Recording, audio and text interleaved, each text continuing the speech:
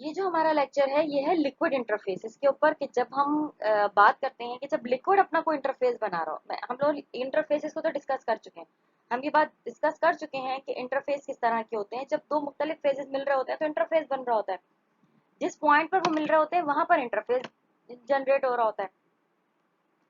तो जब liquid solid से मिल रहा हो तो अलग इंटरफेस बनता है, जब लिक्विड गैस से मिल रहा हो तो अलग इंटरफेस बनता है, जब मुख्तलिफ लिक्विड्स आपस में मिल रहे हो तो अलग इंटरफेस बनता है। तो यहाँ पर आज के लेक्चर में हम डिस्कस करेंगे कि लिक्विड इंटरफेस किस तरह के बनाते हैं। लिक्विड जब स्मूथ सरफेस पर होता है तो कैसा इंटरफेस बनाता है, लिक्विड जब हमारे पास रफ सरफेस पर होता है तो कैसा इंटरफेस बनाता है, जब एंगल बन रहा हो तो कैसा इंटरफेस बनता है। तो ये सारी चीजें जो हैं, और इस इंटरफेस पे कितना ज्यादा जो हाथ है वो हमारे सरफेस टेंशन का होता है, किस तरीके से सरफेस टेंशन अराइज होती है और वो किस तरीके से सरफेस टेंशन का रोल होता है हमारे लिक्विड इंटरफेस में। ये सारी की सारी बातें हम आज के लेक्चर में डिस्कस करेंगे। अगर आप इसको जरा सा गौर से देखें तो ये आपके पास रिलेशन है कि आपका लिक्विड प्रेशर जो है वो आपके कर्व सरफेसेस के ऊपर किस तरीके से बिहेव करता है। जब आपकी सरफेसेस जो है वो कर्व्ड होती हैं तो वो किस तरीके से आपका लिक्विड प्रेशर जो है उसके ऊपर अफेक्ट आता है। एक बैलेंस होता है हमेशा प्रेशर डिफरेंस का कर्व सरफेसेस के ऊपर, हमेशा एक बैलेंस बन रहा होता है, तभी तो वो सरफेस वहां पर क्या नाम है, अमन के साथ रह रही होती है। अगर एक बैलेंस नहीं होगा तो लिक्विड फ्लो करने लगेगा, ये बात याद रखिएगा। अगर इसको बैलेंस आउट करेंगी वो वहां पर स्टैटिक नहीं हो पाएगा तो वो फ्लो करने लगेगा। जैसे कि अगर आप पानी को जमीन पे फेंकें तो क्या होता है, वहां पे वो अपने उस सरफेस को कभी भी अ, मतलब रिटेन नहीं कर पाती, वो बह जाती है।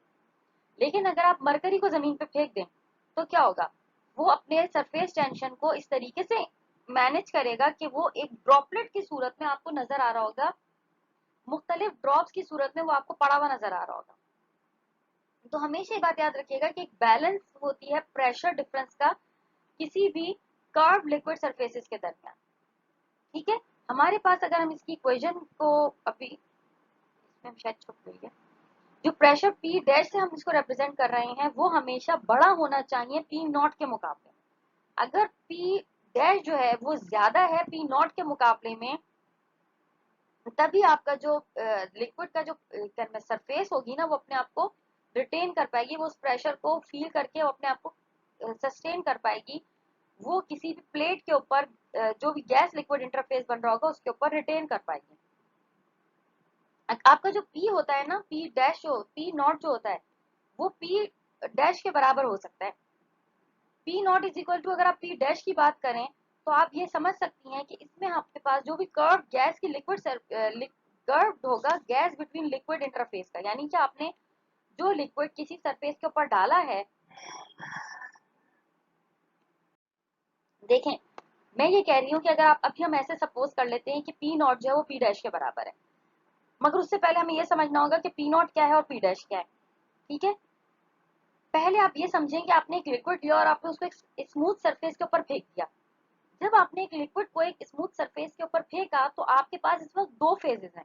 एक लिक्विड है जो कि गैस के साथ इंटरेक्ट हो रही है, मतलब आपका एयर है ना।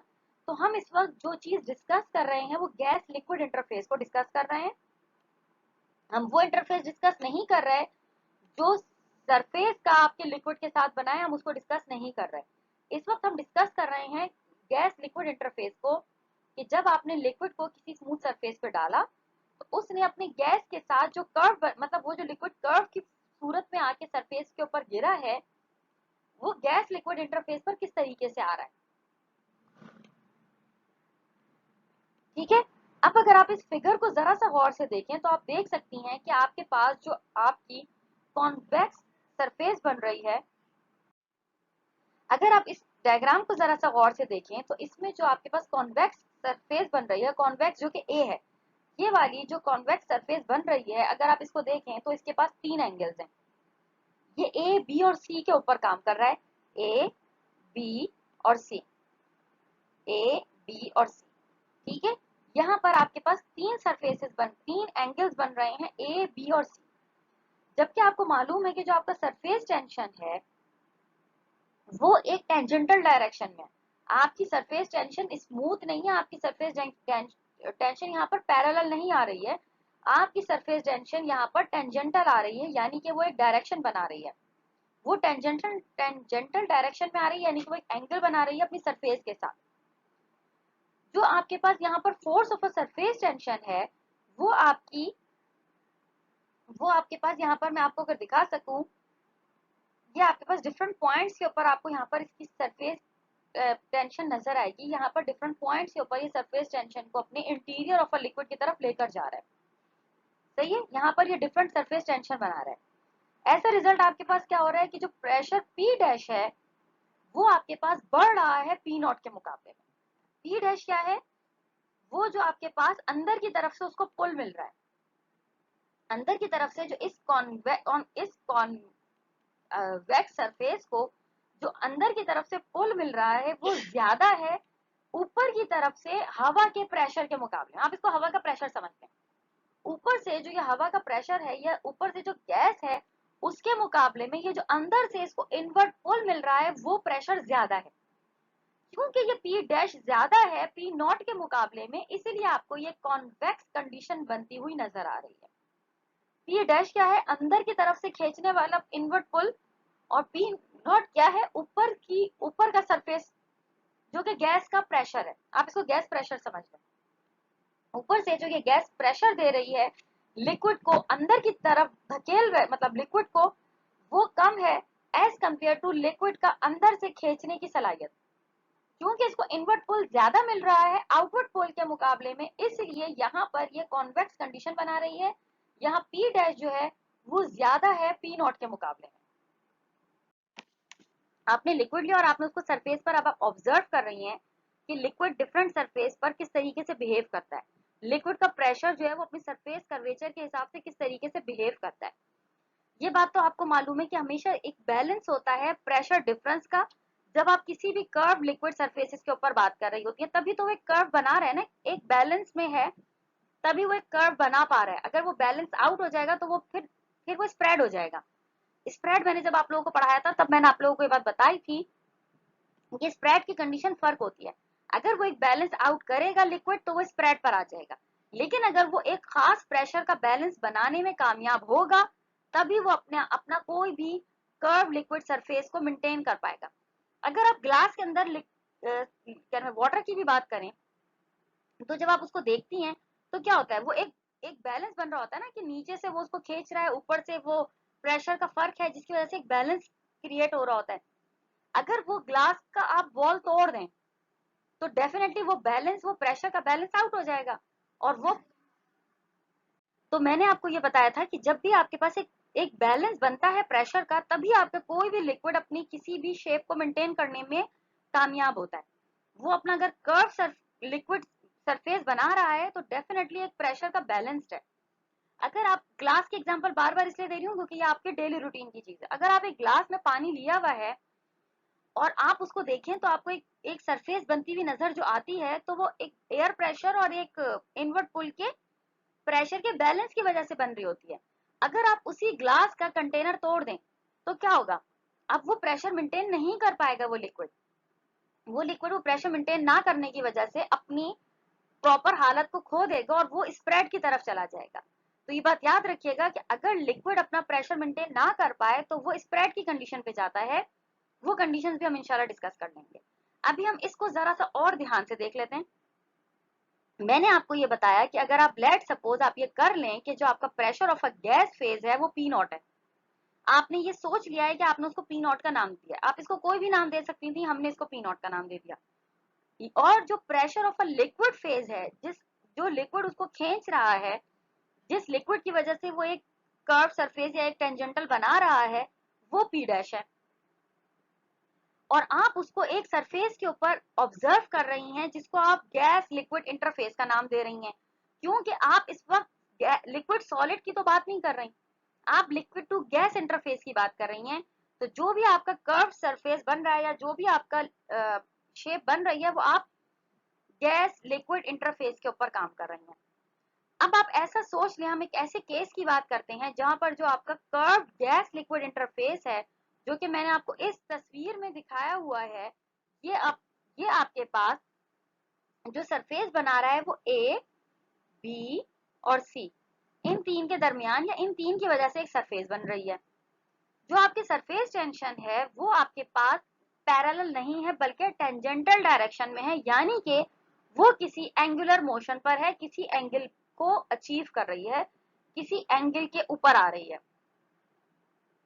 तो जो आपके पास कॉम्पोजिट फोर्स होगी जो आपकी सरफेस टेंशन के ऊपर होगी, वो आपके पास वो different points of interior of a liquid के बेसिस के ऊपर होगी ना। ये जो आपके डिफरेंट पॉइंट्स आ रहे हैं, ये जो डिफरेंट पॉइंट्स आ रहे हैं जिनके ऊपर एरोज बने हुए हैं इस फिगर में, तो इसकी कॉम्पोजिट फोर्सेस के बेसिस पर आ रही होगी ना आपके पास सरफेस टेंशन, जिसकी वजह से आपका जो प्रेशर है, जो प्रेशर है इस कंडीशन में, जो प्रेशर है जिसको आपने पी डैश का नाम दिया था लिक्विड का प्रेशर, वो ज्यादा ही होगा पी नॉट के मुकाबले में। जब भी ये कंडीशन अचीव होगी या ये कंडीशन अराइज होगी या ये कंडीशन बनेगी, तो आपका जो पी डैश है वो पी नॉट के मुकाबले में ज्यादा ही होगा।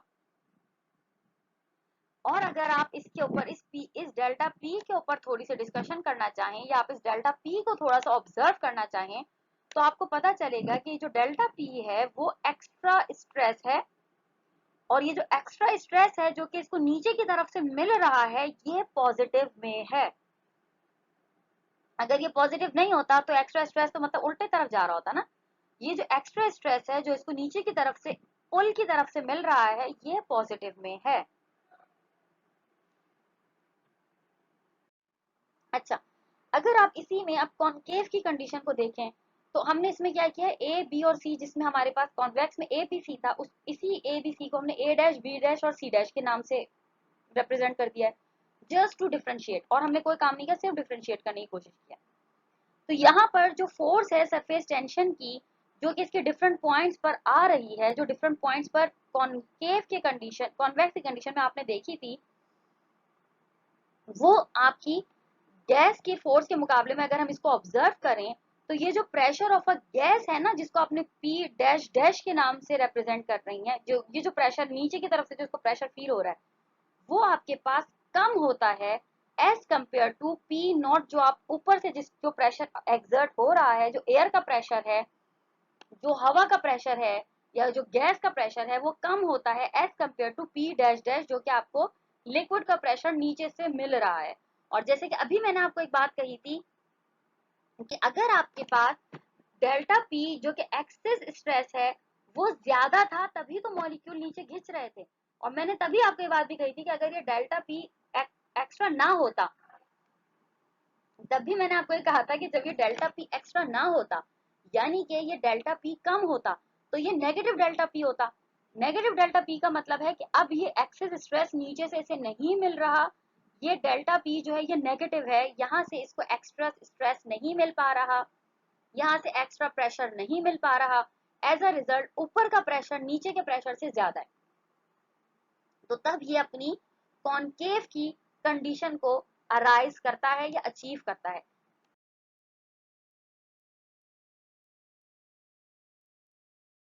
बिस्मिल्लाहिर्रहमानिर्रहीम, अस्सलाम वालेकुम। आज का जो हमारा लेक्चर है वो उसी की कंटिन्यूटी है जो हमारा लास्ट लेक्चर था। इस लेक्चर में हम ये देखेंगे कि अगर हम अपनी कॉन्वेक्स और कॉन्केव की बात करते हैं कि जब हमारे पास अगर कोई लिक्विड मतलब लिक्विड इंटरफेस जब बन रहा होता है और आपका कोई लिक्विड फेज पर आया हुआ होता है, तो वो कॉन्केव स्ट्रक्चर बनाता है, जब कॉन्वेक्स स्ट्रक्चर बनाता है तो किस तरीके की कंडीशंस अराइज होती हैं।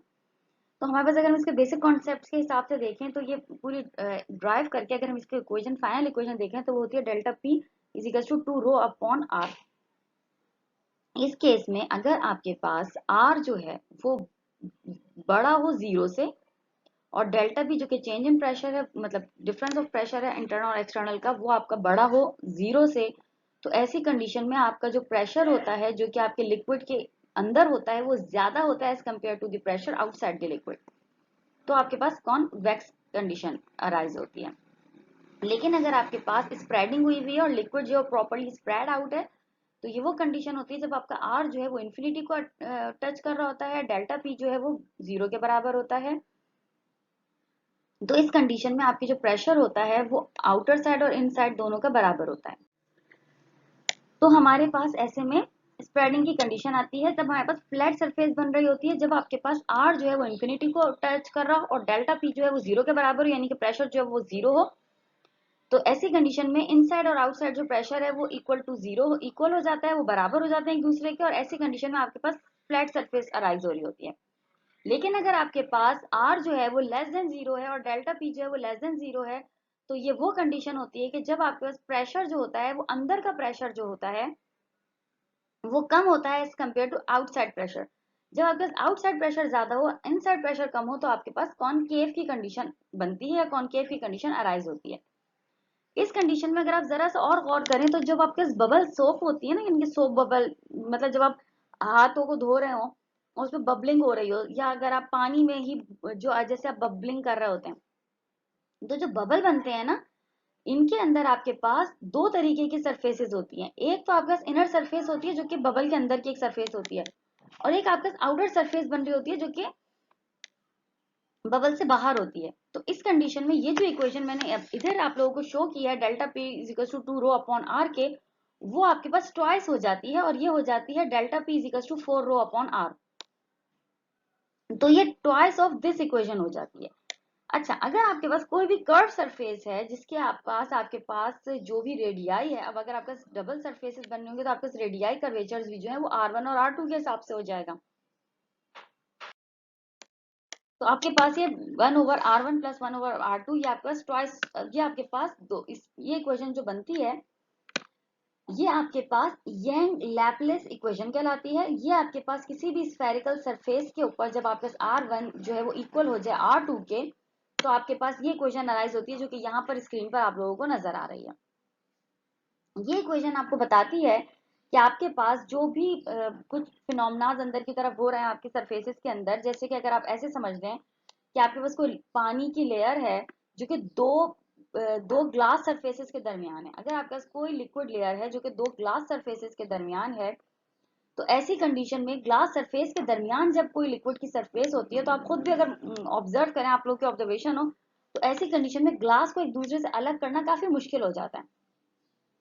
जब दो ग्लासेस के दरमियान कोई लिक्विड की लेयर लगी हुई हो, तो ऐसी कंडीशन में ये आपको ऑब्जर्व होता है कि यहाँ पर आपके पास कोई कॉन्केव ऐसी सरफेस बन रही होती है जो कि एयर वाटर इंटरफेस के दरमियान होती है, जो कि दो प्लेट्स के दरमियान बन रही होती है। अब अगर हम इसमें अपनी केल्विन की इक्वेशन को ऑब्जर्व करें, तो वो इक्वेशन आपके पास ये जो नीचे आपको नजर आ रही है, ये इक्वेशन कहलाती है, ये आपके पास है केल्विन की इक्वेशन। इन साहब के मुताबिक अगर हम इनकी बात करें, तो इसमें जो आपके पास V है वो तो आपके पास मोलर वॉल्यूम है किसी भी लिक्विड का, R जो है वो आपके पास रेडियस ऑफ कर्वेचर है, और इसको आप केल्विन की इक्वेशन कहते हैं। और ये आपको बताती है कि जब आपके पास जितना छोटा रेडियस होगा ड्रॉपलेट का, क्योंकि आपको मालूम है कि जब भी एयर प्रेशर पड़ता है तो ड्रॉप के ऊपर आपके पास प्रेशर की वजह से वो कॉन्ट्रैक्ट होता है और आपके पास एक स्फेरिकल ड्रॉप सा बन रहा होता है। वो असल में उसका सरफेस टेंशन, एयर प्रेशर और ये सब मिलकर ही उसको एक स्फेरिकल शेप दे रहे होते हैं। जैसे जैसे आपका वेपर प्रेशर बढ़ता चला जाता है, वैसे वैसे आपका जो वाटर वेपर है वो आपके पास बहुत हाई डिग्री में सुपर सेचुरेशन को अचीव कर लेता है एयर के अंदर। जब आपके पास कॉन्वेक्स सरफेस होती है, तो यहाँ पर आर जो है वो ग्रेटर देन जीरो होता है, और पी आर जो है वो ग्रेटर देन पी नॉट होता है। लेकिन जब आपके पास कॉनकेव कंडीशन होती है, तो ऐसे में आर जो है वो लेस देन जीरो होता है, और पी आर जो है वो लेस देन पी नॉट होता है। फिर हम आते हैं अपने कॉन्टैक्ट एंगल की तरफ। कॉन्टैक्ट एंगल तो जैसे कि हमें मालूम है कि जब भी हम किसी भी चीज को हम उसको ऑब्जर्व कर रहे होते हैं, उसकी सरफेस टेंशन के हिसाब से अगर हम उसको देख रहे होते हैं, तो हम कॉन्टैक्ट एंगल बन रहा होता है ना, वहां पर एक एंगल बन रहा होता है जिधर से आपका दो सरफेसेस जो हैं वो अपने इंटरफेस बना रही होती हैं। कॉन्टैक्ट एंगल को जैसे कि आप थीटा से ही रिप्रेजेंट करती हैं, हमेशा ही थीटा से हम उसको रिप्रेजेंट करते हैं। ये आपके पास एंगल होता है ना, जिसको आप किसी भी मेजर कर रही होती हैं अपने लिक्विड्स में, अपनी सरफेसेस पर। वो आपके पास कब बनता है, जब आपके पास कम से कम तीन फेजेस का जंक्शन बन रहा हो। तीन फेजेस के जंक्शन का मतलब क्या है, सॉलिड, लिक्विड और गैस, तीन फेजेस एक साथ कहीं जंक्शन बना रही हो। तो जब आपके पास तीन फेजेस का जंक्शन बन रहा होता है, तो वहां पर जो एंगल बन रहा होता है वो आपके पास कॉन्टैक्ट एंगल होता है।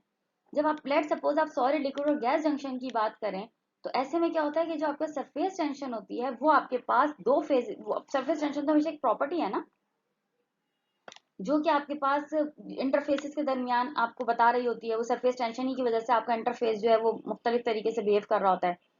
तो आपके पास ये जो थीटा होता है, ये जो कॉन्टैक्ट एंगल होता है, वो बहुत जरूरी होता है आपको ये बताने के लिए कि जो आपके पास जो फेजेस हैं उनको आप प्रॉपर्ली करेक्टराइज कर सकें। वो आपको कॉन्टैक्ट एंगल के हिसाब से आप उसे प्रॉपर्ली करेक्टराइज कर सकते हैं। जो आपके कॉन्टैक्ट एंगल होता है वो बहुत ज्यादा आप उसे सिंप्लीफाई कर सकते हैं जब आप उसको बहुत ज्यादा डेप्थ में ऑब्जर्व करें, या आप उसको डेप्थ में उसको देखने की कोशिश करें। तो जब आप और इसको समझने के लिए आपको सरफेस टेंशन समझनी बहुत जरूरी है। तो अगर आप सरफेस टेंशन समझना चाहती हैं तो उसका सिंपल तरीका क्या होता है कि सरफेस टेंशन की मेजरमेंट के कुछ तरीके हैं। एक सरफेस टेंशन का तो मेजरमेंट का वो तरीका है जो आप लोगों ने अपनी लैब्स में अपनी एलिमेंट्री लेवल्स पे बहुत दफा परफॉर्म किया होगा, कि आप लोगों ने स्टेगलोमीटर लिया होगा, उसके अंदर पानी भरा होगा या कोई भी सब्सटेंस जिसका आप सरफेस टेंशन देखना चाहती हो, और फिर आपने उसके नंबर ऑफ ड्रॉप्स मेजर किए होंगे। जितने नंबर ऑफ ड्रॉप्स आते हैं उससे आप इक्वेशन लगा के आपको पता चल जाता है इसका सरफेस टेंशन कितना है। लेकिन ये भी बिल्कुल वैलिड तरीका है, ये भी एप्लीकेबल है, अप्लाई होता है, यूज होता है, बिल्कुल अच्छा तरीका है। लेकिन मसला इस तरीके का ये है कि इसमें ह्यूमन एरर के चांसेस बहुत ज्यादा हैं। जरा नजर चूंकि और आपके पास कोई भी ड्रॉप मिस हो जाएगा तो आप अपनी सरफेस टेंशन को सही से ऑब्जर्व नहीं कर पाएंगी, आपकी पूरी की पूरी रीडिंग में बहुत बड़ा गैप आ जाएगा। तो जिसके लिए फिर हमारे पास कुछ ऐसे मेथड्स भी हैं जो कि ह्यूमन एरर फ्री मेथड्स भी जिनको आप कह सकते हैं, या ये कह लें कि ऑटोमेटिक मेथड्स भी हैं। इनके अंदर हमारे पास तीन मेथड्स हैं जो मोस्टली यूज होते हैं। एक कहलाता है कैपिलरी राइज मेथड, दूसरा हमारे पास कहलाता है रिंग्स मेथड, तीसरा हमारे पास कहलाता है drop volume and drop wait method. इसमें हमारे पास इन तीनों ही मेथड्स को अगर हम वन बाय वन स्टडी कर लें, इसके अलावा हमारे पास ऑसिलेटिंग जेट मेथड्स भी होते हैं और पेंडेंट ड्रॉप मेथड्स भी होते हैं। लेकिन बेसिकली मोस्टली मैं वही मेथड्स डिस्कस करूंगी जो ज्यादा इस्तेमाल होते हैं, जिनके ऊपर आपको ज्यादा पब्लिकेशन या ज्यादा काम मिलेगा। तो सबसे पहले तो हम आते हैं कैपिलरी राइज मेथड पर। नाम से ही पता चल रहा है कि कोई कैपिलरी ट्यूब होगी जिसके अंदर सोल्यूशन राइज अप होता होगा। जिस एरिया तक वो मतलब जाता होगा तो आप उसकी सरफेस टेंशन को पता कर सकते हैं। इसकी बहुत इजी सी मिसाल है, अगर आप लोग खुद कभी आप लोगों ने ऑब्जर्वेशन हो आपकी, आप लोगों ने ऑब्जर्व किया हो तो आप लोगों ने देखा होगा कि जब भी अगर आपके पास कहीं पे पानी है या कोई भी लिक्विड है और आप उसमें अपनी पाइपेट या कोई चीज डिप करते हैं, तो एक खास वॉल्यूम तक या एक खास हाइट तक आपका जो भी लिक्विड होता है वो राइज कर जाता है। समवट सेम फिनोमेना को हम इस कैपिलरी राइज मेथड में इस्तेमाल कर रहे होते हैं, क्योंकि ये अपनी अपनी सरफेस टेंशन की बेसिस पर ही वो उतना ही राइज करता है, उससे ज्यादा वो नहीं जा सकता ना। तो जो कैपिलरी राइज मेथड होता है वो हम क्या करते हैं, इसको अपने सरफेस टेंशन को पता करने के लिए जब हम एक प्रॉपर मेथड यूज कर रहे होते हैं तो कैपिलरी राइज मेथड कहलाता है। ये मेथड बहुत एक्यूरेट है, बहुत ज्यादा अच्छा, एक्यूरेसी के अलावा ये बहुत इजीली अवेलेबल मेथड है जिसको आप सरफेस टेंशन के डिटर्मिनेशन के लिए इस्तेमाल करते हैं। और बाय दिस टाइम अगर आप लेटेस्ट पब्लिकेशन निकालें तो बहुत कम पब्लिकेशन में आपको अपना वो स्टैक्लोमीटर वाला मेथड मिलेगा। अब मोस्टली मेथड जो है वो इस मेथड के जरिए शिफ्ट हो चुके हैं या चेंज हो चुके हैं, या ये कह रहे हैं कि अब ये मेथड ज्यादा रिलायबली यूज हो रहे हैं। कोई साइंटिस्ट थे जिनका नाम लैपलेस था, यंग था, बल्कि यंग था, जिन्होंने इसके ऊपर काम किया था। और एज पर हिम इन्होंने क्या किया, एक ग्लास की कैपिलरी ट्यूब लें, इसको आप अपने अपने लिक्विड में जिसकी भी आप सरफेस टेंशन पता करना चाहती हैं उसके अंदर आप इसको डिप कर दें। जब आप उसको डिप कर देंगे तो क्या होगा कि आपके पास जो भी आपका लिक्विड है वो उस कैपिलरी ट्यूब के अंदर आना शुरू हो जाएगा। अच्छा, जब वो आपके कैपिलरी ट्यूब के अंदर आना शुरू हो जाएगा तो वो एक डेफिनेटली अपने एक प्रेशर के बेसिस पर ही आएगा ना, उसका जो भी सरफेस टेंशन होगी या जो भी उसका क्या नाम है सरफेस टेंशन होगा उसी के बेसिस पर वो ऊपर आएगा, उससे ज्यादा उससे कम तो नहीं आ सकता। तो जितना भी वो अपना आपको राइज करेगा आपकी ट्यूब के अंदर, आप वो जो प्रेशर होगा जिस प्रेशर से वो ऊपर आ रहा होगा, तो बाहर के प्रेशर और उस के प्रेशर के दरमियान जो डेल्टा पी आपको मिलेगा उसके जरिए आप उसको आसानी से अब इसकी प्रेशर को या इसकी सरफेस टेंशन को पता कर सकते हैं कि आपके कॉलम में कितना जो डिफरेंस आया है प्रेशर का, जितना आपका लिक्विड आपके ट्यूब में राइज हुआ है उसके प्रेशर डिफरेंस फ्रॉम दी क्या नाम है आउटसाइडर प्रेशर डिफरेंस, उसके जरिए आप इसको निकाल सकती हैं। इस इक्वेशन को हम यूज करते हुए कैपिलरी राइज मेथड में अपने सरफेस टेंशन को पता करते हैं। रो जो है इसके अंदर डेंसिटी को रिप्रेजेंट करता है, लिक्विड की डेंसिटी को, और रो डैश जो है वो आपकी डेंसिटी ऑफ एयर को रिप्रेजेंट करता है, क्योंकि आप जब कैपिलरी उसके अंदर डाल रही हैं तो वो भी तो वो उसके अंदर तो मतलब कुछ भी नहीं है ना, हवा है। तो इसलिए इसमें जो रो डैश है वो आपकी डेंसिटी ऑफ एयर को रिप्रेजेंट करता है। एच जो है वो हाइट होती है जितनी हाइट तक आपका कॉलम है, और जी जो है वो आपके पास आपकी ग्रेविटी है। अगर आप इन सब चीजों का इस्तेमाल करें तो आपके पास एक इक्वेशन बन जाती है, जो कि मैंने आप लोगों को फाइनल इक्वेशन यहाँ पर शो कर दी है, जिसके अंदर आर जो है वो आपके पास रेडियस है, रेडियस ऑफ अ कर्वेचर कहलाता है। अच्छा, रो जो है वो आपके पास radius of a capillary tube है। बाकी सबके बारे में मैं बता चुकी हूँ। तो ये आपके पास इक्वेशन है जिसको यूज करते हुए आप कैपिलरी राइज मेथड के जरिए अपनी सरफेस टेंशन पता कर सकते हैं। ये हाईली एक्यूरेट, हाईली मतलब बहुत अच्छा मेथड है, इसके जरिए आप बिल्कुल एग्जैक्ट सरफेस टेंशन पता कर सकते हैं। और वैसे अब तो ये जो सरफेस टेंशन के जो मीटर्स हैं ये बहुत ऑटोमेटिक मीटर्स आ रहे हैं। आप इसमें अपना सोल्यूशन डाल लें, वो आपको एग्जैक्ट सरफेस टेंशन की रीडिंग दे देगा कुछ ही टाइम में। तो ये बहुत ऑटोमेटिक की तरफ अभी जा रहा है। फिर हमारे पास, हाँ, लेकिन उस ऑटोमेटिक मशीन्स में अंदर कौन सा फिनोमेना वर्क कर रहा होता है, ये डिफरेंट फिनोमेना है। अच्छा, फिर हमारे पास आता है रिंग मेथड। ये इस फिगर को बहुत ध्यान से देखें अगर आप, तो आप लोगों को समझ आएगा कि इस मेथड में आपके पास क्या होता है।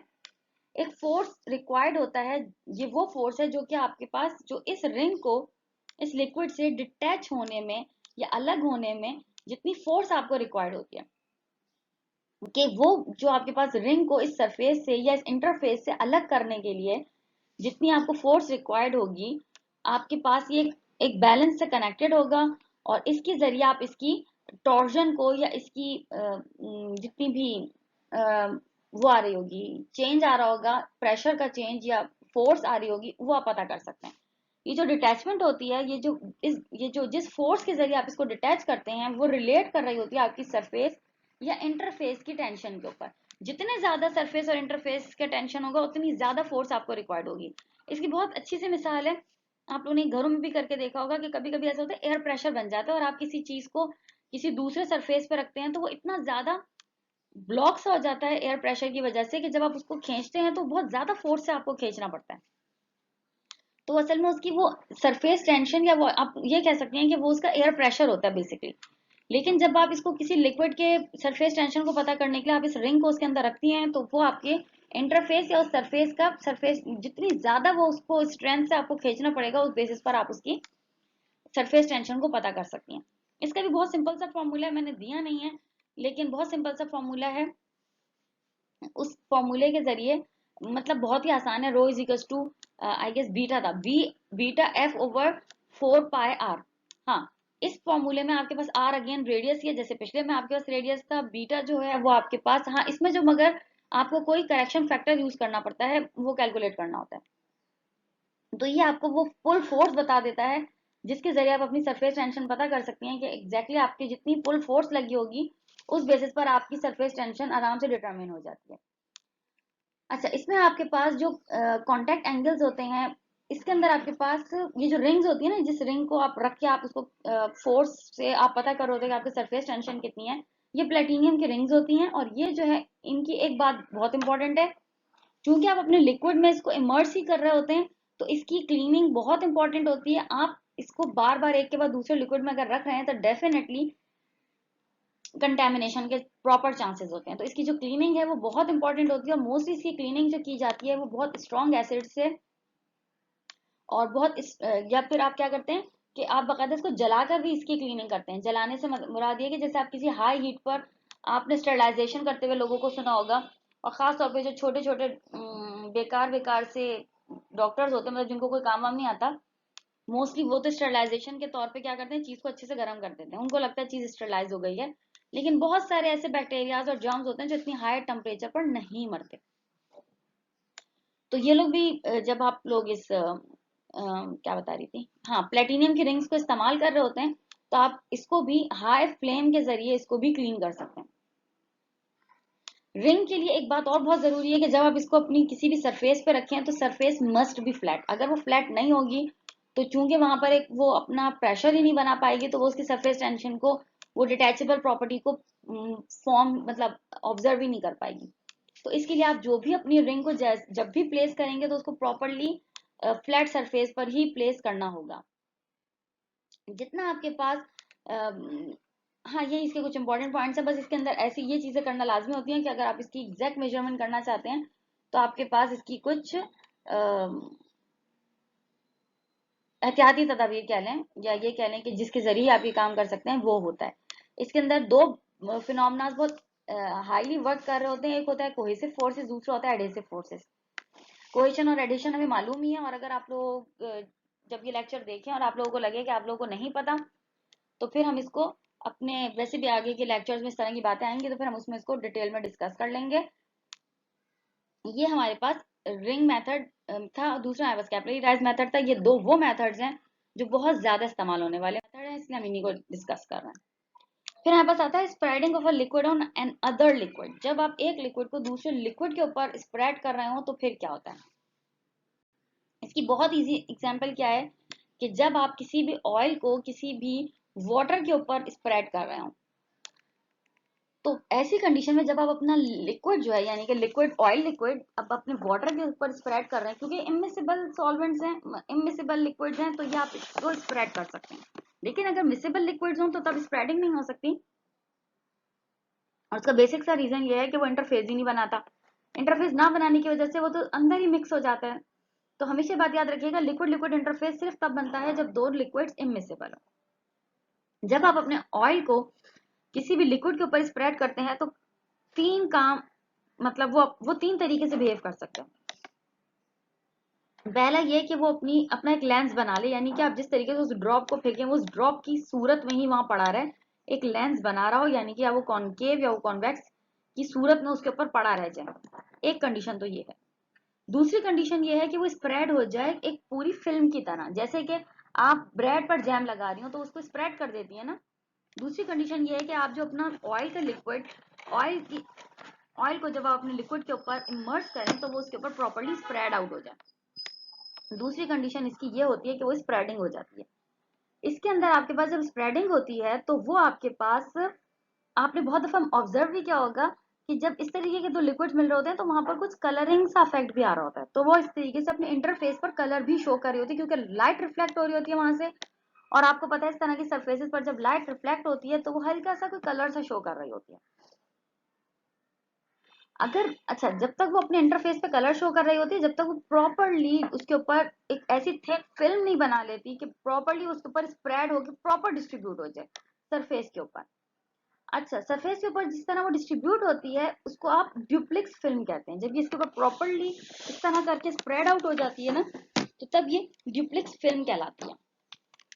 अच्छा, ड्यूप्लिक्स फिल्म क्या होता है। ड्यूप्लिक्स फिल्म ये होती है कि आपके पास जो ड्यूप्लिक्स फिल्म है वो एक फिल्म होती है जो कि आपके पास थिक, इतनी कम से कम थिक होती है कि आप उसको दो इंटरफेसेस में ऑब्जर्व कर सकते हैं। जैसे कि अगर आपका लिक्विड फिल्म है और आपकी साथ में एयर फिल्म है, तो वो आपके पास अपने एक प्रॉपर कैरेक्टरिस्टिक्स रखती होगी, एक सरफेस टेंशन रखती होगी। तो ड्यूप्लेक्स लेयर तभी बनती है जब वो एक थिक इनफ सरफेस को अलाउ करे, या एक थिक इनफ सरफेस जो है वो उसके ऊपर फॉर्म करे।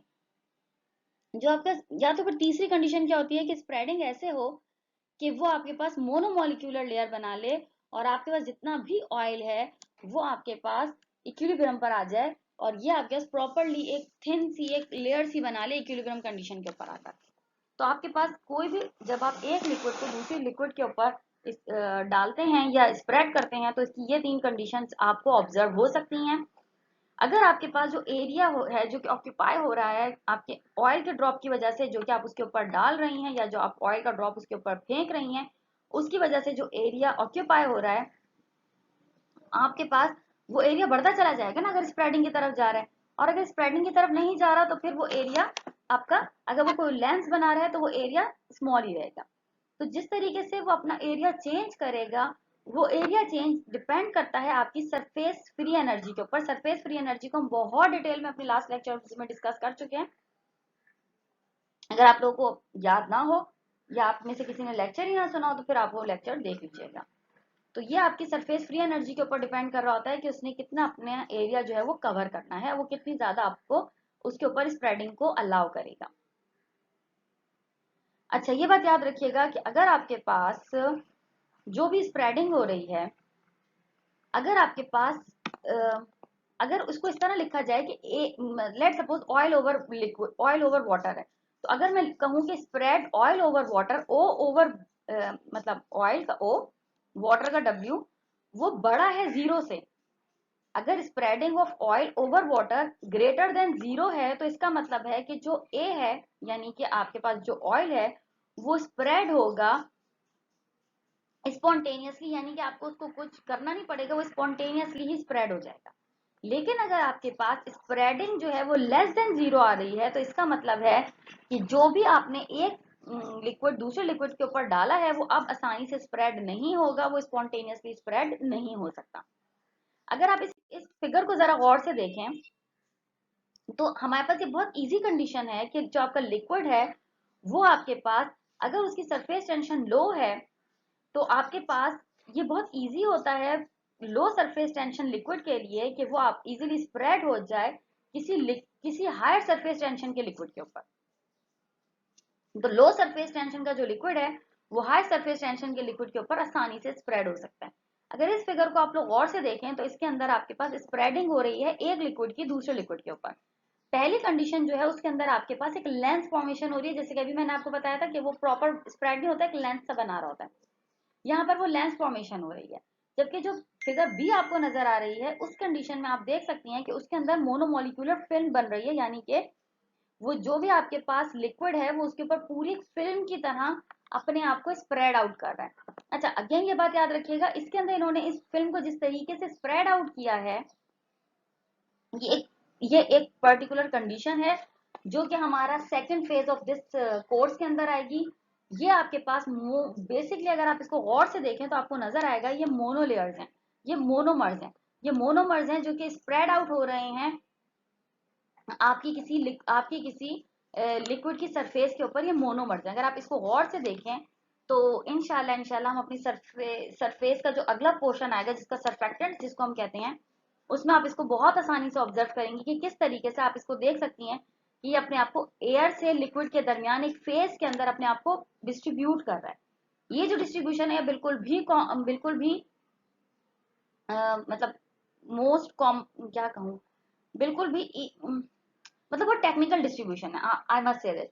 ये बहुत फिनोमिनल डिस्ट्रीब्यूशन है। इसके जरिए आप ऐसी ऐसी चीजें ऑब्जर्व कर सकती हैं, ऐसी ऐसी चीजें ऑब्जर्व कर सकती हैं कि सरफेस साइंसेस जो है वो पूरी की पूरी इस फिनोमिना की वजह से 180 डिग्री का उसने शिफ्ट लिया है। और इस फिनोमिना की वजह से आप किसी भी चीज को बहुत लो लेवल पर जाकर ऑब्जर्व भी कर सकते हैं और उससे बहुत अच्छे नताइज भी हासिल कर सकते हैं। उसके बाद हमारे पास आता है इनसॉल्युबल मॉलिक्यूलर फिल्म्स। अगर आपके पास ऐसी कंडीशन है कि जहां पर आप इनसॉल्युबल मॉलिक्यूलर लेयर्स के ऊपर जा रहे हैं, वहां पर सॉल्युबिलिटी का इशू है, तो आपके पास जितने भी अब इनसॉल्युबल सब्सटेंसेस होते हैं, जो कि आपके पास लॉन्ग चेन फैटी एसिड्स हैं, अल्कोहल्स हैं, ये क्या करते हैं, ये आपके पास एक सॉल्वेंट की तरह बिहेव कर रहे होते हैं। ठीक है, ये एक सॉल्वेंट की तरह क्या मैं इसको प्रोवाइड कर रहे होते हैं अपना एरिया। ये जब स्प्रेड होते हैं किसी भी वाटर सरफेस के ऊपर, और उसको वो प्रोवाइड करे या उसको वो अलाउ करे, तो ये क्या करते हैं, उस सरफेस के ऊपर अपनी जो मॉलिक्यूल की एक थिक सी एक लेयर सी बना लेते हैं, because of having their hydroxyl groups, their carboxylic groups. इनकी वजह से ये अपने आप को वाटर फेस के ऊपर ओरिएंट कर लेते हैं। अगेन ये चीज जा रही है आपकी सरफेस केमिस्ट्री के ऊपर, जिस तरीके से आपका कोई भी मोनोमर्स, इसको आप असल में इसकी जो सिंगल यूनिट होता है मोनोमर कहलाता है। वैसे आप लोगों ने अपनी एलिमेंट्री क्लासेस में सुना पढ़ा होगा कि मोनोमर्स जो होते हैं वो पॉलीमर की तरफ लेकर जाते हैं। बिल्कुल सही सुना है, ऐसा ही होता है। लेकिन सरफेस की जबान में या सरफेस साइंसेस में हमारे पास जो सरफेक्टेंट्स होते हैं, उनके भी जो सिंगल यूनिट है वो मोनोमर ही कहलाते हैं, या सिंगल यूनिट भी आप उसे कह सकते हैं। तो वो जो सिंगल यूनिट्स होते हैं, वो अपने आप को ओरिएंट कर रहे होते हैं डिफरेंटली। अच्छा, ये बात याद रखिएगा कि हमेशा इनकी जो ओरिएंटेशन है वो सिमिलर नहीं होती है, डिपेंड करता है वो उनकी सरफेस टेंशन पर, डिपेंड करता है इंटरमोलिकुलर फोर्सेस के ऊपर। डिपेंड करता है कि वो इंटरेक्ट किससे कर रहे हैं, डिपेंड करता है कि उनकी इन्वायरमेंट किस तरीके से है। इन सब बेसिस के ऊपर, इन सब डिपेंडेंसीज के ऊपर आपकी ये मोनोलेयर की फॉर्मेशन या ये जो स्प्रेडिंग है ये डिपेंड कर रही होती है। फिर किस तरीके से वो अपने आप को अलाइन करते हैं डिपेंड कर रहा होता है। अच्छा, इसमें हल्की हल्की से अगर आप कंसंट्रेशन चेंज करते हैं तो उस बेसिस पर भी आपकी जो अरेंजमेंट है वो चेंज हो जाती है। अगर आप जरा जरा सी भी कंसंट्रेशन को वेरी करते जाएं तो ये बाकायदा तौर पर आपको इसकी जो चेंजेस है वो आती रहती हैं अपनी, कैसे समझाऊं, मतलब उसकी बिहेवियर में चेंजेस आती रहती हैं। एग्जैक्टली उसका जो बिहेवियर है वो वेरी करने लगता है जैसे जैसे आप इसकी कंसंट्रेशन को वेरी करते हैं। ऐसा हो सकता है कि आप एक कंसंट्रेशन यूज करें और रिजल्ट बहुत बुरे हैं, लेकिन अगर आप जरा सी इसी कंसंट्रेशन को वेरी करें तो रिजल्ट रिमार्केबली बहुत ज्यादा आपके फेवर में आ रहे हो। तो ये because of their mono single units या मोनोमर्स की कलेक्टिंग प्रॉपर्टीज की वजह से होता है। ये जो आपके पास इस तरीके की जो फिल्म्स बनती हैं ये आपके पास मोनोमोलिक्यूलर फिल्म्स या इनसॉल्युबल मोनोमोलिक्यूलर फिल्म्स कहलाती हैं। आप इसको मोनोलेयर्स भी कह सकते हैं। अगर आप इस पिक्चर को जरा सा गौर से देखें तो बेसिकली ये सरफेस प्रेशर की पिक्चर है। जैसे जैसे आपका सरफेस प्रेशर वेरी करता है आप इस पिक्चर की जो प्रॉपर्टीज हैं वो भी बदलती चली जाएंगी। ये बात हमें मालूम है कि जो भी आपके पास ऑयल है उसके पास एक प्रॉपरली पर्टिकुलरिटी होती है, या ये कह लें कि उसके अंदर ये एबिलिटी होती है कि वो आपके पास ओवरकम कर सकता है आपके लिक्विड को। मतलब आपने बहुत दफा देखा होगा कि अगर लिक्विड पे ऑयल स्पिल कर जाए तो वो अपने आप को रिटेन कर जाता है। वो ऑयल जो है बहुत दफा अपने आप को लेंस की सूरत में छोड़ देता है, यानी कि वो अपने आप को एक पीस की सूरत में वहां पे छोड़ सकता है। इसी वजह से आप लोगों ने ऑब्जर्व किया होगा कि जितनी भी लाइव जैकेट्स होती हैं जो कि खास तौर पे समंदरी एडवेंचर्स पे जाने वाले लोग यूज करते हैं, लाइव बोट्स जिसको कहते हैं, जिसको आप उनके अंदर आपके पास फिश ऑयल मौजूद होता है। वो जो लाइव बोट्स होती है ना आपके पास, जो लाइव जैकेट्स जिसको आप कहते हैं, या बहुत सी दफा आप लोगों ने फिल्म्स में मोस्टली ये देखा होगा, जब जहाज डूबने लगता है तो जल्दी से जैकेट्स लोग पहन के कूद जाते हैं, तो उनके अंदर फिश ऑयल होता है। क्यों? क्योंकि ये ऑयल ये प्रॉपर्टी रखता है कि ये वाटर के अंदर अपने आप को एडजस्ट नहीं होने देता, जिसकी वजह से कि आपके पास क्या होता है कि जो आपके पास इनसॉल्युबल मोनोमोलिकुलर फिल्म बन रही होती है उसका अपना एक सरफेस प्रेशर होती है, उसका अपना एक सरफेस एरिया होता है, एक सरफेस स्टैंडिंग होती है। वो जो सरफेस प्रेशर होता है, ये सरफेस प्रेशर आप ऑब्जर्व कर सकती हैं अपने बहुत से फिनोमेनाज में, जिसके अंदर आप अपने पास देख सकती हैं कि जब आप अपने किसी भी थिन वायर को आप सरफेस वाटर की सरफेस पे रखें तो आप देख सकती हैं कि वो अपने आप को रिटेन कर रहा होता है, वो ऊपर तैरना शुरू हो जाता है। ये सब सिर्फ और सिर्फ उनकी सरफेस टेंशन के फर्क की वजह से होता है। अगर आपका मॉलिक्यूल, आपका कोई भी सब्सटेंस जो है वो इस अगर आप फिगर में देखें, जब उसके ऊपर ये सरफेस टेंशन आती है ना, तो वो जो अगर लूजली भी किसी कंडीशन में होता है तो वो अपने आप को टाइट कर लेता है, वो अपनी एक एक शेप मेंटेन कर लेता है।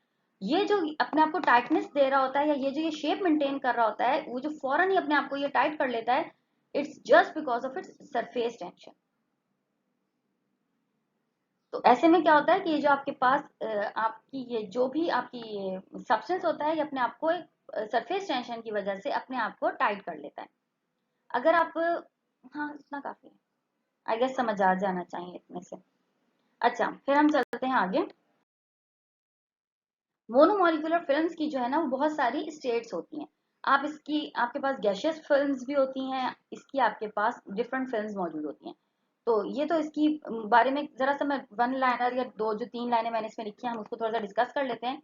कि जो आपके पास मोनोमोलिकुलर फिल्म्स होती हैं ना, वो आपके पास बहुत सारी फेजेस में डिफरेंट फिजिकल स्टेट्स में ये अपने आप को एक बैलेंस में लेकर आ रही होती हैं। ये अपने आप को सॉलिड से लिक्विड और लिक्विड से गैस स्टेट्स में ये है अपने आप को तीन डायमेंशनल मैटर्स जिनको आप कह सकते हैं सॉलिड लिक्विड गैस, इनके अंदर ये अपने आप को एक बैलेंस में लेकर आ रही होती हैं।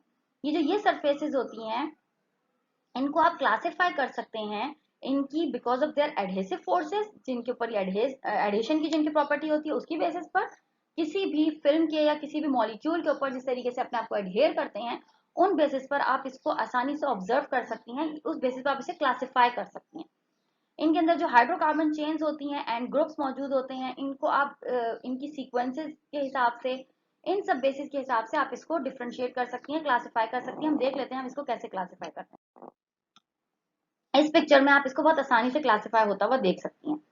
सबसे पहले हम इसको गैशियस फिल्म के हिसाब से देखते हैं, जिसकी जहां पर आपके पास यहाँ पे जी लाइन नजर आ रही है। ये जी लाइन जो है ये इसकी गैशियस फिल्म के हिसाब से आप इसको गैशियस फिल्म कह सकते हैं। ये जो है ये गैशियस फिल्म जो होती है, मॉलिक्यूल जो है वो अपने आप को किसी भी एरिया में, जब अपने आप को कोई एरिया ऑक्यूपाई कर रहा होता है, तो यहाँ पर इसका सरफेस प्रेशर जो होता है वो कम होता है। और जो आइडिया, ओके, तो ये जो जी लाइन है, या इसको आप लाइन जी, जिसको अभी में हमने ये वाली जो है, ये जो जी लाइन है, ये आपके पास जो भी आपका गैशियस फिल्म है ना, ये उसको रिप्रेजेंट कर रही है, या जो गैस सरफेस है। क्योंकि मैंने अभी आपको बताया 3 स्टेट्स इसके अंदर बहुत ज्यादा रोल प्ले कर रहे हैं, सॉलिड, लिक्विड और गैस। यही 3 स्टेट्स होते हैं जिनके ऊपर हम बात करते हैं। तो इस फिगर के जरिए आप गैस से सॉलिड तक के जितनी भी स्टेट्स अपने आपस में एक दूसरे से इंटर कन्वर्ट हो रहे हैं, जितनी भी फिल्म्स बना रहे हैं, जितनी भी अपने अपना इंटरफेसेस बना रहे हैं, हम वो सारे इस छोटी सी फिगर में डिस्कस कर सकते हैं। तो जब आपके पास कोई भी मॉलिक्यूल अपने एक फिल्म पर आता है, तो एक बहुत लार्ज सरफेस एरिया या एक लार्ज एरिया ऑक्यूपाई कर रही होती है। वो गैस के जो मॉलिक्यूल्स हैं वो एक लार्ज सरफेस एरिया ऑक्यूपाई कर रहे होते हैं, लेकिन उनका जो सरफेस प्रेशर है वो कम होता है। आइडियल स्टेट तो वो होती है जब आपकी जो गैस जो होती है वो आपके पास आपके बोल्ट्जमैन कांस्टेंट और टेम्परेचर के हिसाब से अपने आप को एडजस्ट कर रही होती है। इसमें आपके पास बोल्ट्जमैन कांस्टेंट और जो थर्मोडायनामिक टेम्परेचर होता है बहुत इंपॉर्टेंट होता है। अब हम इस फिगर को अगर गौर से देखें, तो यहाँ पर आपके पास जो आइडियल गैस होती है वो आपके पास 2 डायमेंशनल गैस इक्वेशन के ऊपर काम कर रही होती है। इसके अंदर हमारे पास ये जो पहला वाला है ये प्योरली गैस की फेज है। उसके बाद हम आते हैं गैस, लिक्विड। ये जो है ये हमारे पास गैस की फेज है, ठीक है, ये वाली, ये गैस की फेज है। इसके बाद ये हमारे पास गैस लिक्विड को एग्जिस्टेंस रीजन के ऊपर आता है। गैस लिक्विड को एग्जिस्टेंस रीजन का मतलब क्या है कि जहां पर गैस भी हो और लिक्विड भी हो और दोनों एक साथ एग्जिस्ट कर रही हो, तो वो ये रीजन है। पहले हमारे पास गैस फेज थी, अब हमारे पास गैस लिक्विड को एग्जिस्टेंस का रीजन है जहां पर दोनों ही मौजूद हैं।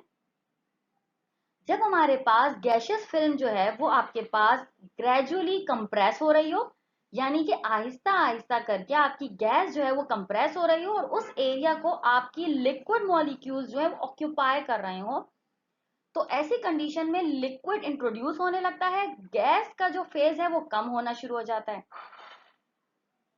तो आपका जो ग्रेजुअली डिक्रीज आने लगता है आपकी गैस की फिल्म में, और लिक्विड फिल्म जो है वो इंक्रीज होने लगता है। तो ये जो लाइन है जहां पर आपके पास ये जो पॉइंट है, और खासतौर पे ये पॉइंट, ये जो ए वाला पॉइंट है ना, जहां पर गैस फिल्म खत्म हुई है और गैस और लिक्विड स्टार्ट हो रही है, इस पॉइंट को, जो ए पॉइंट है जहां पर मेरा पॉइंटर रखा हुआ है, ये जो ए पॉइंट है, यहाँ पर आपके पास जो सरफेस प्रेशर होता है वो मजीद नहीं बढ़ता अनटिल आप बी पॉइंट को रीच ना कर लें। ए पॉइंट पे जो सरफेस प्रेशर होता है वो बिल्कुल सेम होता है बी पॉइंट तक। तभी अगर आप इस फिगर को गौर करें तो ये फ्लैट फिगर है, इस फिगर को देखें तो ये कर्व्ड है, इस फिगर को, इस वाली लाइन को देखें तो ये फ्लैट है। यानी कि गैस लिक्विड की जो को एग्जिस्टेंस रीजन है, यहाँ पर आपका जो भी सरफेस प्रेशर है वो फर्दर चेंज नहीं होता, बल्कि इस पूरे रीजन में सरफेस प्रेशर जो भी होता है वो सेम रहता है। क्लियर? ये जो आपके पास, जिसको मैंने एल और जी से रिप्रेजेंट किया है, एल का मतलब है लिक्विड, जी का मतलब है गैस। यहाँ गैस लिक्विड को एग्जिस्टेंस रीजन है, यहाँ पर गैस भी मौजूद है, लिक्विड भी मौजूद है। और ये जो लाइन है ये इसकी इक्विलिब्रियम लाइन को शो कर रहा है। ये लाइन जो है ये आपको ये बता रही है कि यहाँ पर आपके पास दोनों ही फेजेस जो हैं, जो गैस और लिक्विड का इक्विलिब्रियम है, वो आपके पास एक प्रॉपर फिल्म बना रहा है। यहाँ पर आपके पास जो प्रेशर है वो सेम रहेगा from point A to point B. उसके बाद आता है हमारे पास लिक्विड एक्सटेंडेड फिल्म। ये जो आपके पास रीजन है ये लिक्विड एक्सटेंडेड फिल्म कहलाती है। तभी इस फिगर में, फिगर मैंने कहीं से ली है, इस फिगर में ये एल एल नजर आ रहा है, ये एल और जी यहाँ का है, यहाँ पर सिर्फ एल नजर आ रहा है। इसका मतलब है कि ये जो रीजन है ये लिक्विड एक्सटेंडेड फिल्म रीजन कहलाता है।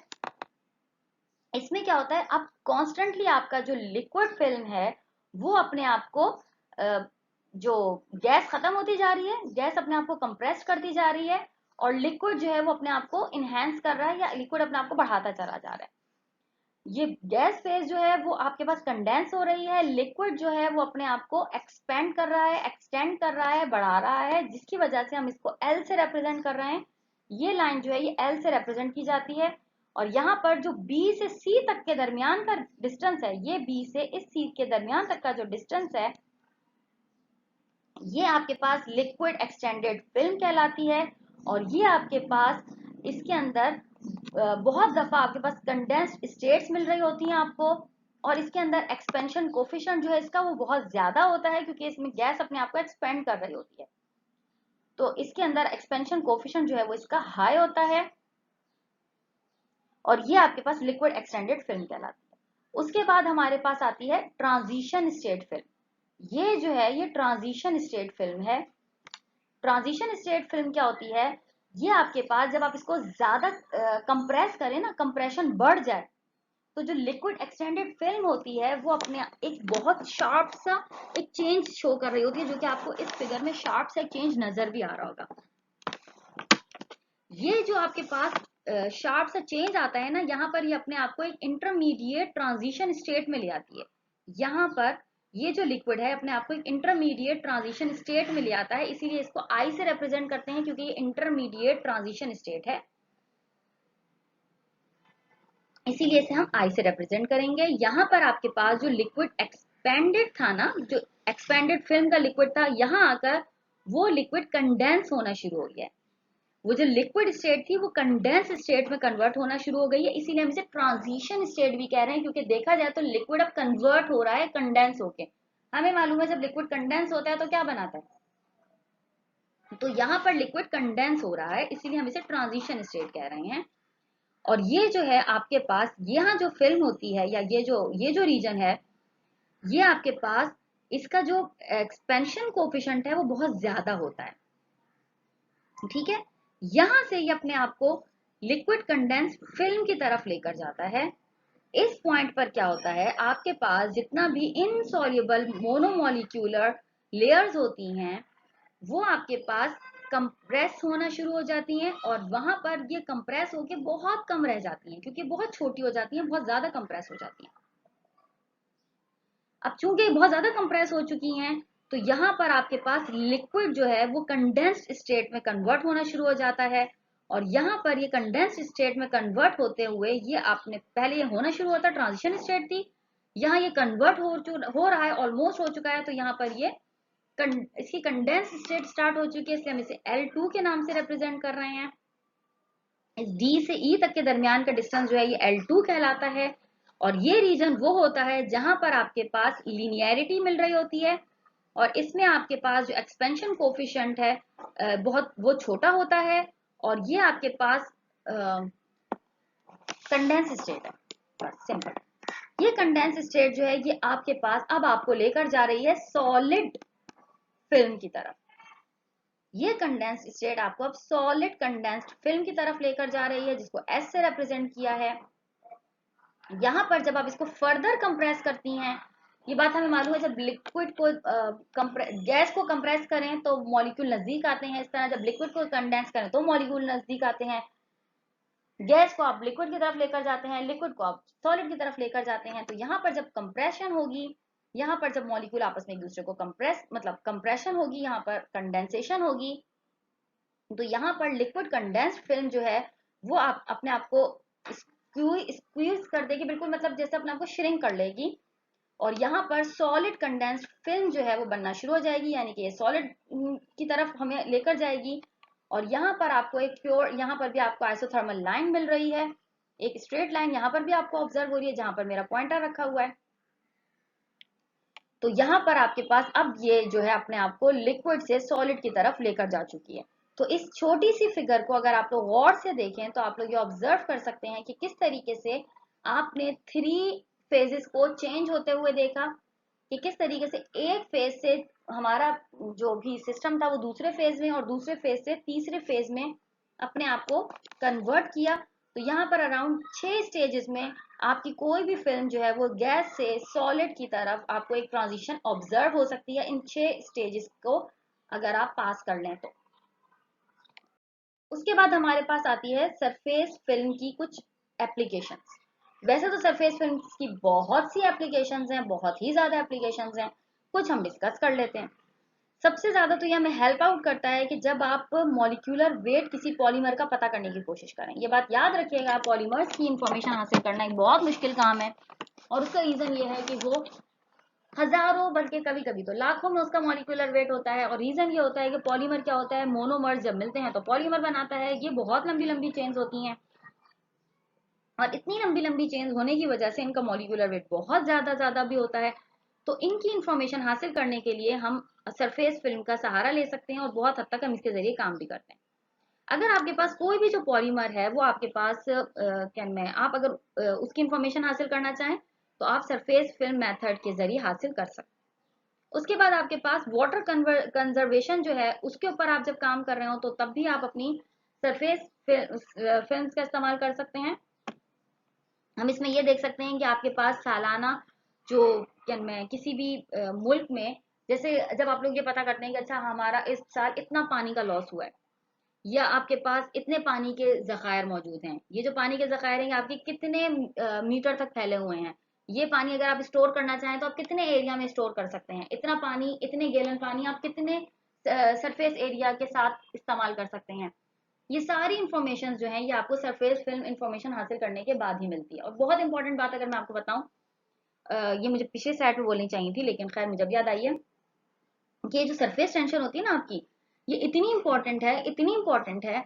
और ये खास तौर पे सरफेस क्या मैं आपका इंटरफेस प्रेशर और सरफेस फिल्म्स और ये सब ये इतनी इंपॉर्टेंट है कि अब आप अगर सिर्फ और सिर्फ पानी को इस बहुत ज्यादा शार्प एक फिल्म प्रोवाइड कर देना तो ये इतनी शार्पनेस प्रोवाइड करती है, इतनी शार्पनेस प्रोवाइड करती है कि आप इसके जरिए किसी भी मटेरियल को आराम से ब्रेकआउट कर सकते हैं। यानी कि आप ये इतना प्रेशर वाली होती है कि अगर आप इससे चाहें तो किसी भी लोहे को भी बाइफरकेट कर सकते हैं, किसी बैटरी को भी दो टुकड़े कर सकते हैं, किसी भारी से भारी चीज को भी आप पानी के जरिए काट सकते हैं।